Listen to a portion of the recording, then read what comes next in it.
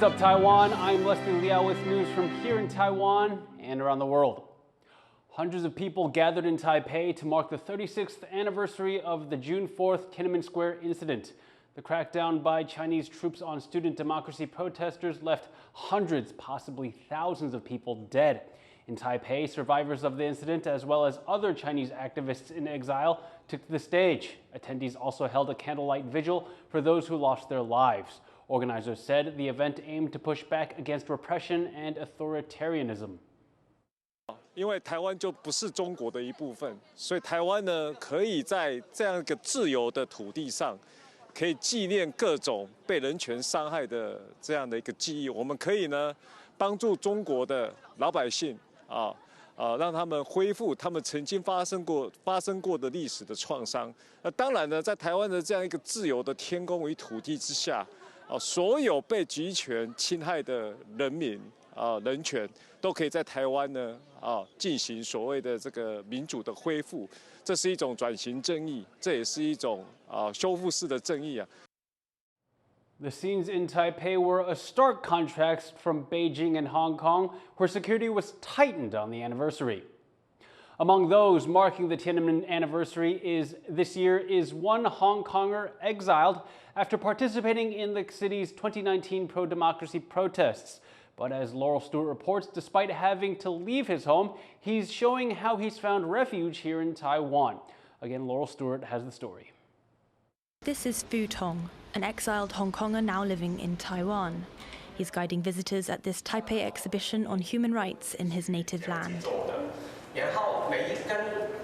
他刚在导览的时候，其实速度哽咽，然后我就觉得，就是原本一个自由民主的地方，然后变成现在这样子，是一件很令人窒息的事情。然后希望这样的事情不要再发生在台湾身上了。Fu and his wife were one of the first demonstrators to be charged under a Hong Kong national security law after their participation in the city's 2019 pro-democracy protests. They came here to Taiwan, where they run a Muay Thai studio while continuing to fight for Hong Kong's freedom. Fu is among those in Taipei this year marking June 4th, the anniversary of Beijing's bloody 1989 crackdown on students and workers protesting in Tiananmen Square, an event rights groups say could have killed thousands. It's a commemoration still taboo in China and is now banned in Hong Kong, with memorials removed and museums shuttered. 當香港已經唔可以再講、唔可以再悼念、唔可以再提嘅時候，台灣呢一個嘅存在就好重要，因為佢幾乎係亞洲唯一幾個國家其中一個係可以公開悼念六四事件，去討論六四事件。Fu says increased surveillance since Hong Kong's Beijing-imposed national security law in 2020 has stifled dissent, creating an atmosphere of fear. 講一個政府唔中意嘅事情，佢就會將你拘捕還押，然之後唔知等幾時先至開審，你唔知會失去自由幾耐。呢一個係我哋好害怕，台灣民眾亦都好害怕會發生嘅事情。And as cross-strait tensions escalate, with Beijing ramping up military and political pressure on Taipei, many in Taiwan view Hong Kong as a warning. 我们也很清楚中共现在想要对我们做什么事情，那他们的方式可能不太会像香港当初那样子，对付香港那样的方式。But for Fu and others like him, June 4th is not just about remembrance. It's a call to remain vigilant, especially as Taiwan's democratic future grows increasingly uncertain. 唔可以同香港相比嘅，因為我喺香港應該係最舒服嘅個狀態，同埋不論揾嘅錢啊，或者係我嘅生活嘅品質，應該喺香港會比台灣好。但係台灣有一樣嘢係完全冇辦法相比而家喺香港嘅，就係我可以喺呢度有一個好自由嘅空間，好自由嘅時間，係啊，呢個就係對我嚟講最重要嘅事情。In his pursuit to keep advocating for freedom and democracy far away from his home, Fu has found a new home here in Taiwan. Eason Pan and Laurel Stewart for TaiwanPlus. Taiwan says it is looking forward to deepening ties with South Korea and working with its new president, Lee Jae-myung, after the opposition leader claimed victory following months of political turmoil. The new president promises unity, but with the country still reeling from the ouster of the last president, he'll have more than just domestic politics to worry about. John Van Trieste reports. Lee Jae-myung takes to the stage as South Korea's president.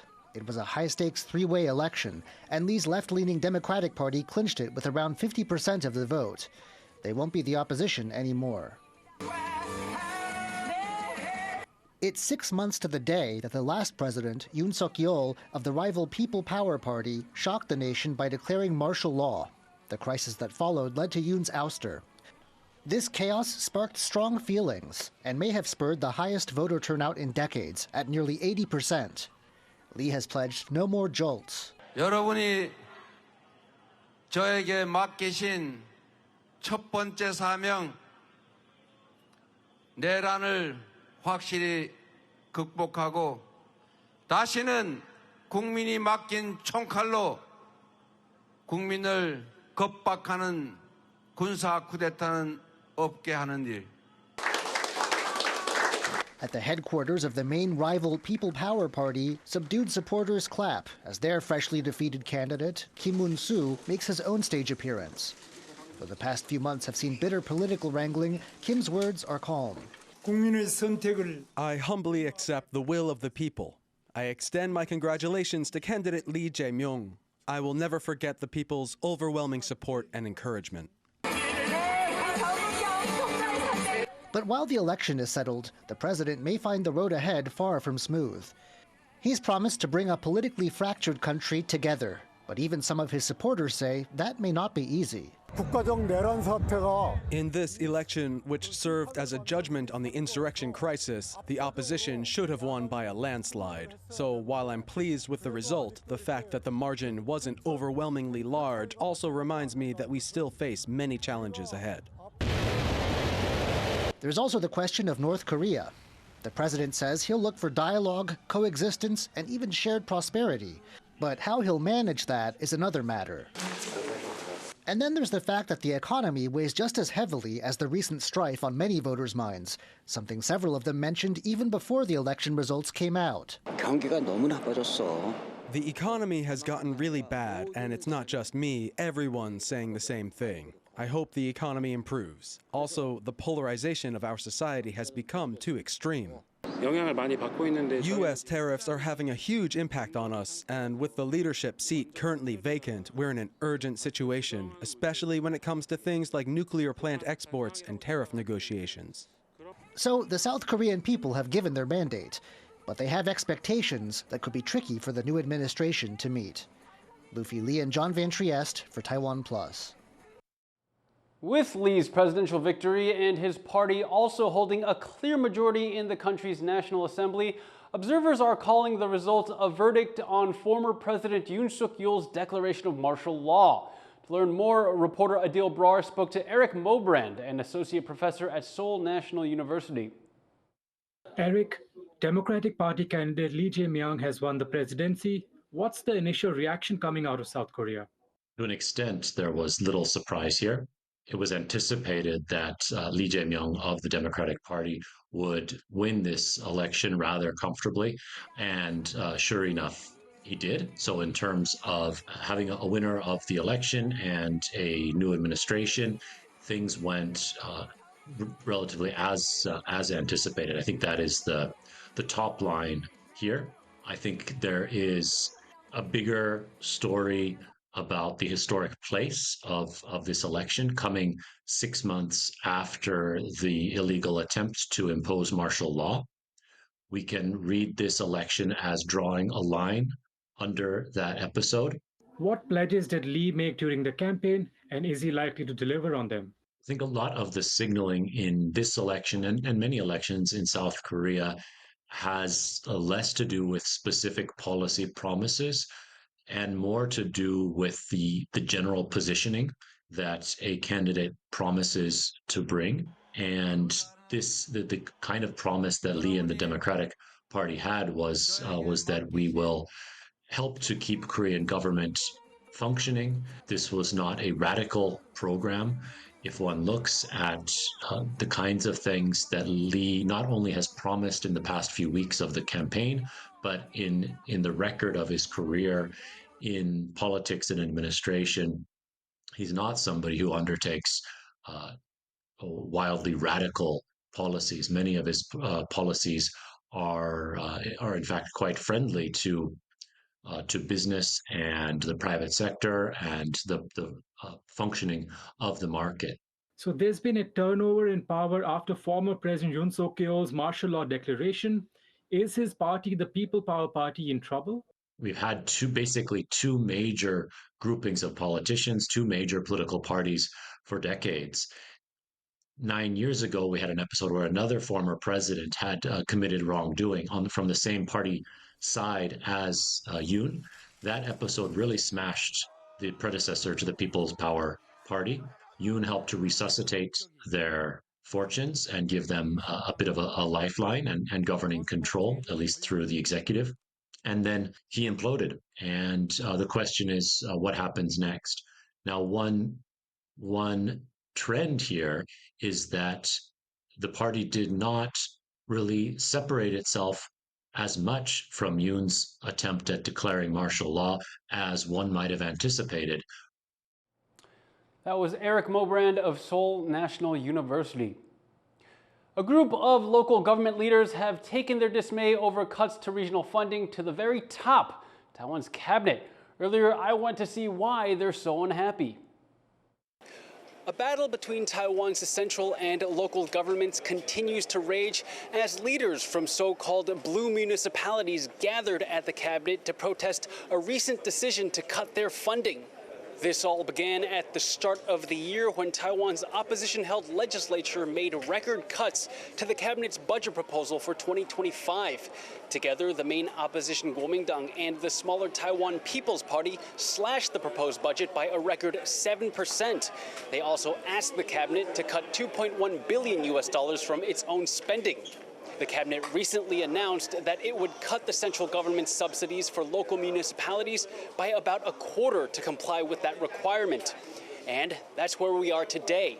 Most of Taiwan's 22 local government seats are held by the Kuomintang. Taipei Mayor Jiang Wan-an led a group of local leaders to the cabinet to deliver a petition. They're asking the cabinet to rethink these cuts. 地方一般补助款大多都是用在社会福利、教育、照顾孩子、身障弱势、老人家。我无法理解。 The ruling Democratic Progressive Party has said that the cabinet had no choice but to cut local government subsidies, as there's no other feasible areas where cuts can be made. The KMT has called the move illegal and said it will ask the courts to intervene if necessary to protect local government funding. Premier Zhuo Rongtai has proposed a special budget, one that would fall outside of the general budget to bridge the gap in subsidies. But the opposition has indicated that that is a non-starter. This protest falls short of legal action, but with the way things have played out so far, unless one party is willing to compromise, Taiwan has a long way to go before it sees a resolution to these subsidy cuts. Klein Wong and Leslie Liao in Taipei for TaiwanPlus. 2 more research centers have joined forces to help create military drones for Taiwan as part of its growing ambition to become a major drone supplier. The MOU between the Zhongshan Institute and National Zhongzhen University is aimed at building drone supply chains that don't rely on Chinese-made components. It was signed at the Institute released footage of its new Jinfeng-1 attack drone successfully identifying a target and detonating nearby. China currently dominates the global drone market. Thank you for watching What's Up Taiwan. Before we go, let's check out the world's most expensive guitar, which once belonged to Nirvana star Kurt Cobain. It last sold for $6.1 million at auction. I'm Leslie Liao. Take care and see you next time.